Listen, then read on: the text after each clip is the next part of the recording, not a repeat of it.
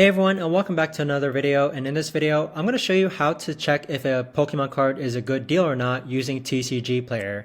Now this video is going to be particularly useful for individuals who have just gotten started with the Pokemon trading card game and want to see the value of cards perhaps at local card shops. How do you actually go ahead and use TCGPlayer to do that? Now the way I do this, and there's multiple ways that you can do this, is that first I actually get the name of the card and then the number indicated on the card.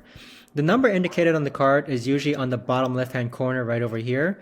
But once you have that, you can search it on TCGPlayer, or you could even do a Google search. And when you do a Google search, TCGPlayer is usually the first option to come up. But once you land on the actual card webpage, like this one right here, so here we have the Latios 203 out of 191.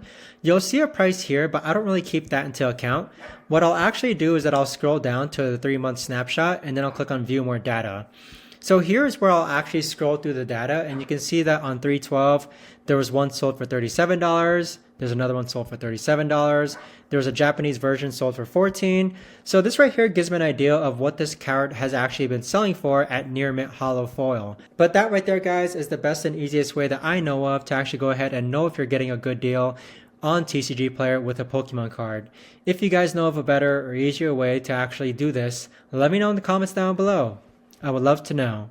Thanks so much for watching, everyone, and I'll see you guys all in the next video.